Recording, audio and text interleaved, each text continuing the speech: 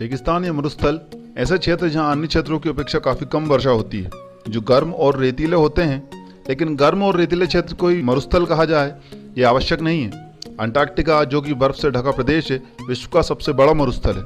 विश्व में कई ऐसे मरुस्थल हैं जो रेतीले नहीं हैं। फिलहाल इस वीडियो में मैं आपको विश्व के सबसे बड़े 4 ऐसे मरुस्थल के बारे में बताने जा रहा हूँ जो रेतीले हैं। नमस्कार दोस्तों, मैं राजा मीणा और आप हैं फैक्ट फ्लोर पे।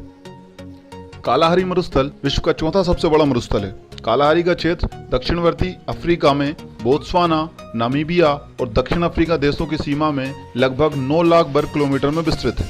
इस मरुस्थल में 250 मिलीमीटर वर्षा होती है। इसके कुछ हिस्सों में साल में 3 महीने वर्षा होती है, जिसकी वजह से वहाँ पशुओं की आबादी देखने को मिलती है। कालाहारी में जो जनजातियां निवास करती हैं उन्हें बुशमैन कहा जाता है। यहाँ 2 बड़े नमक के मैदान भी हैं। इस रेगिस्तान में पाई जाने वाली रेत स्थान स्थान पर अलग अलग रंग की होती है। जाड़े के दिनों में यहाँ का तापमान जमाव बिंदु से नीचे चला जाता है। इस रेगिस्तान में जीव जंतुओं और वनस्पतियों की विभिन्न प्रजातियां पाई जाती हैं। यह रेगिस्तान अपने खनिजों के लिए बहुत प्रसिद्ध है। यहाँ हीरा और यूरेनियम की भरमार है। यह रेगिस्तान दक्षिण में ऑरेंज नदी और उत्तर में जाम्बेजी नदी के बीच स्थित है। यहाँ शेर, लकड़भग्गा, हिरन और अनेक प्रकार के सरीसृप पक्षियां पाए जाते हैं। बुशमैन प्रजाति के लोग कालाहारी के रेगिस्तानी क्षेत्र में 20,000 वर्षों से निवास कर रहे हैं। ये धनुष और जहर वाले तीर के साथ जंगली जानवरों का शिकार करते हैं। पानी की कमी होने पर ये लोग रेगिस्तानी जमीन के नीचे उगने वाले पौधों की जड़ों और खरबूजों से आवश्यक जल प्राप्त करते हैं। गोबी मरुस्थल विश्व का तीसरा सबसे बड़ा मरुस्थल है, जो मंगोलिया और चीन में स्थित है। गोबी दुनिया के ठंडे रेगिस्तानों में से एक है, जहाँ तापमान 0 से 40 डिग्री नीचे चला जाता है। गोबी मरुस्थल एशिया महाद्वीप में मंगोलिया के अधिकांश भाग पर फैला हुआ है। गोबी एक मंगोलियन शब्द है जिसका अर्थ होता है जल रहित स्थान। आज गोबी मरुस्थल एक रेगिस्तान है, लेकिन प्राचीन काल में ये ऐसा नहीं था। इस क्षेत्र में बीच बीच में समृद्धशाली भारतीय बस्तियां बसी हुई थी।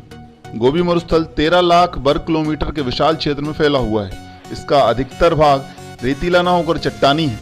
इस रेगिस्तान में वर्षा की औसत मात्रा 50 से 100 मिलीमीटर है। यहाँ अधिकतम वर्षा गर्मी के मौसम में होती है।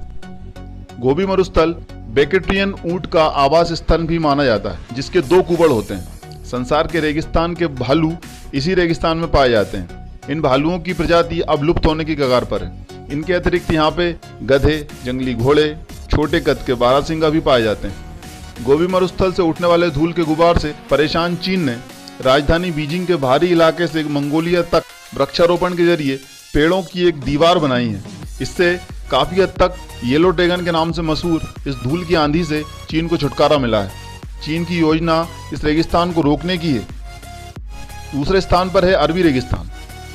यह पश्चिमी एशिया में स्थित एक विशाल रेगिस्तान है, जो दक्षिण में यमन से लेकर उत्तर में फारस की खाड़ी तक और पूर्व में ओमान से लेकर पश्चिम में जॉर्डन और इराक तक 23,30,000 वर्ग किलोमीटर में फैला है। इसकी सीमा 8 देशों में आती है: Jordan, Iraq, Kuwait, Oman, Qatar, Saudi Arab, संयुक्त अरब अमीरात और यमन, यानी पूरे भारत के क्षेत्रफल का लगभग 70%। अरबी रेगिस्तान का वातावरण बहुत कठोर है। दिन में यहाँ अत्यंत गर्मी और सूरज का प्रकोप रहता है और रात में तापमान कभी कभी 0 से नीचे चला जाता है। इस वजह से यहाँ जीव विविधता काफी कम है। हालांकि यहाँ हिरण, रेत वाली बिल्ली और कांटेदार दुम वाली गिरगिट जैसे जीव पाए जाते हैं।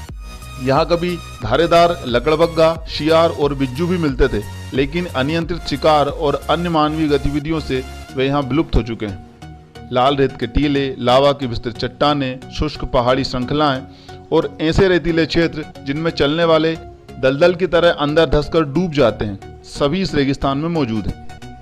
सहारा विश्व का विशालतम मरुस्थल है। यह अफ्रीका के उत्तरी भाग में अटलांटिक महासागर से लाल सागर तक 5600 किलोमीटर की लंबाई तक और सूडान से लेकर एटलस पर्वत तक 2300 किलोमीटर की चौड़ाई में फैला हुआ है।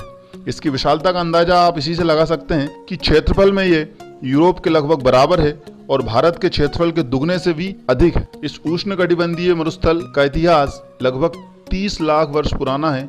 यहाँ कुछ निम्न ज्वालामुखी पर्वत भी हैं, जिनमें अल्जीरिया का होगर और लीबिया का टिबेस्टी पर्वत मुख्य है। टिबेस्टी पर्वत पर स्थित इमी कीसू ज्वालामुखी सहारा का सबसे ऊंचा स्थान है, जिसकी ऊंचाई 3425 मीटर है। सहारा मरुस्थल की जलवायु शुष्क और विषम है। यहाँ दिन में कड़ी गर्मी और रात में कठोर सर्दी पड़ती है।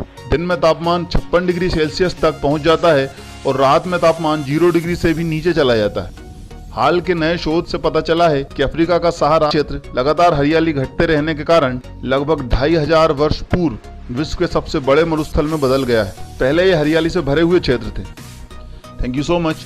उम्मीद करता हूँ आपको ये वीडियो पसंद आई होगी, और अगर फैक्ट से जुड़ी ऐसी वीडियो देखना आप पसंद करते हैं तो सब्सक्राइब करिए अपनी इस यूट्यूब चैनल को, ताकि जल्दी से अपनी ये यूट्यूब फैमिली बड़ा रूप ले ले। पढ़ते रहिए, सीखते रहिए और देखते रहिए फैक्ट फ्लो।